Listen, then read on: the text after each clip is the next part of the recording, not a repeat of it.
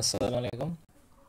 Police constable পদে সম্প্রতি যে সার্ভারটা ছেড়েছে সেটার উপরে আজকে বিস্তারিত কথা বলবো আপনাদের সাথে।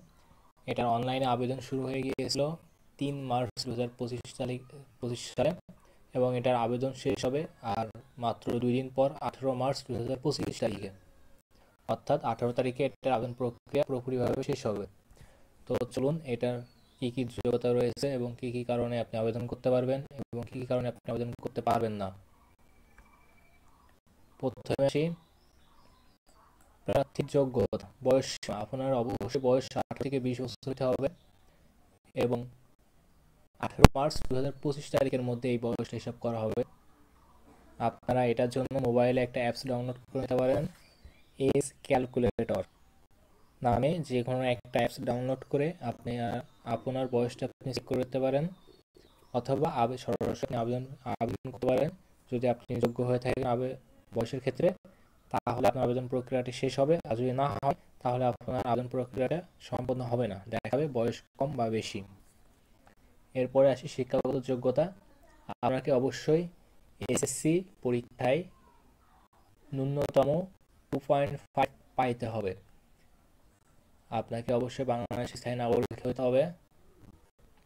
এর পরবর্তীতে আপনার যদি উচ্চতার কথায় আসি, আপনার উচ্চতা থাকতে হবে এখানে 5 ফুট 6 ইঞ্চি পুরুষের ক্ষেত্রে, এবং মেয়েদের ক্ষেত্রে 5 ফুট 4 ইঞ্চি।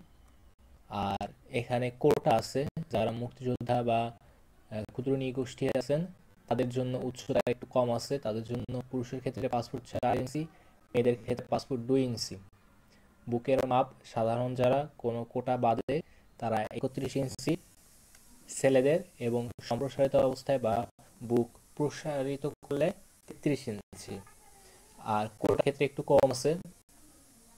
আর ওজনের বিষয়টা হচ্ছে আপনার বিএমআই অনুযায়ী। আপনারা শুধুমাত্র গুগলে সার্চ দেবেন বিএমআই চেকার। যখন আপনি বিএমআই চেকার লিখে সার্চ দিবেন তখন আপনার ওজন, তখন যদি আপনার সঠিক উচ্চতা দিতে পারেন, যে আপনার উচ্চতা মনে করেন 5 ফুট 7 ইঞ্চি, তাহলে আপনি গুগলে সার্চ দিবেন, সার্চ দিয়ে আপনি বের করতে পারবেন 5 ফুট 7 ইঞ্চি হইলে। তারপর অনলাইনে আবেদনের ক্ষেত্রে প্রথম ধাপ হচ্ছে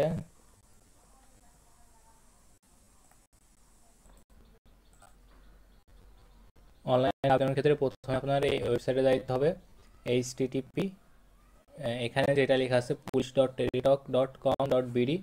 এখানে যে আবেদন ফর্ম পূরণ করতে হবে, সেই আবেদন ফর্ম পূরণ করার সময়সীমা হলো 18 মার্চ পর্যন্ত রাত 11টা 59 মিনিট পর্যন্ত। এইটা আবেদন ফি হচ্ছে 40 টাকা, এবং এটার ক্ষেত্রে আপনার স্বাক্ষর দিতে হবে, ছবি দিতে হবে, এখানে মাপের কথা উল্লেখ আছে।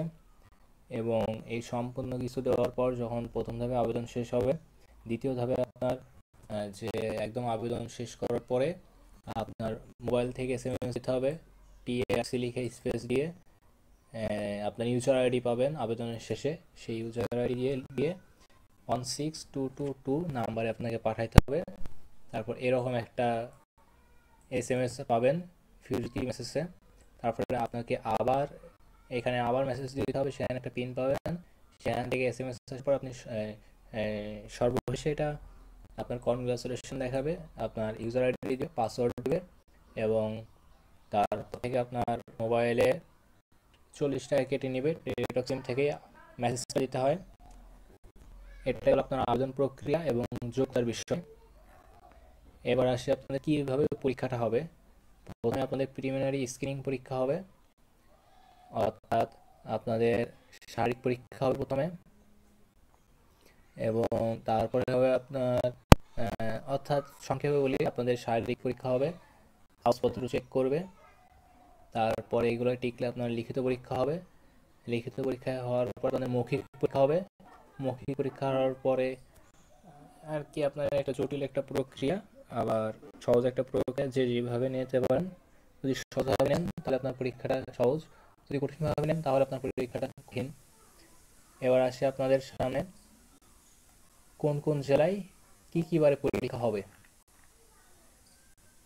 এখানে আপনারা অনুগ্রহ করে সার্ভারটা দেখবেন, আমি আমার ইউটিউবের ডেসক্রিপশনে অথবা কমেন্টে এবং ফেসবুকের কমেন্ট সেকশনে আমি দিয়ে দিই, সার্ভারটা আপনারা দেখে নেবেন। এবং এখানে জেলার যে বিষয়গুলো আছে, যে যে জেলার থেকে আপনারা ভিডিওটা দেখছেন বা যে জেলার হয়ে আবেদন করবেন, ঠিক শেষে জেলায় কী কী বারে পরীক্ষা হবে বা কোন কোন তারিখে পরীক্ষা হবে এখানে ইন ডিটেলসে দেওয়া আছে।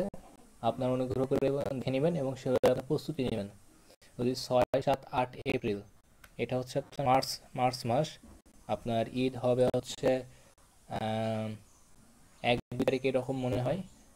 যেহেতু শারীরিক পরীক্ষায় 1500 মিটার দৌড় অনেক কষ্ট হবে, আপনারা একটু আগে থেকেই প্র্যাকটিস করে নেবেন। কারণ বুঝতেছেনই তো, 1 মাস রোজা থাকার পরে অন্তত 15টা দিন আগে নিজেকে রিকাপ করার জন্য সেভাবে আপনারা প্রস্তুতি নেবেন। এবং অবশ্যই আপনাদের এই পুলিশ কনস্টেবলের ক্ষেত্রে কাগজপত্র অনেক গুরুত্বপূর্ণ। এখানে আপনার 5.1 থেকে 5.12 বা 12 পর্যন্ত যতগুলো কাগজপত্রের কথা বলেছে ঠিক ততগুলো কাগজপত্রে আপনারা নিয়ে যাবেন। যদি সত্যায়িত সত্যায়িত অবশ্যই করে নেবেন। যদি সত্যায়িত ছাড়া কোনো ডকুমেন্ট নিয়ে যান তাহলে আপনাকে আপনার মাঠের প্রথমেই বাড়ি দিবে। সো বি কেয়ারফুল অ্যান্ড সতর্ক থাকবেন আপনাদের সমস্ত কাগজপত্র নিয়ে।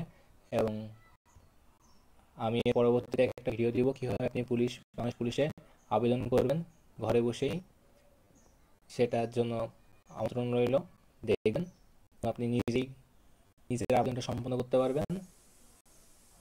আজ এ পর্যন্তই।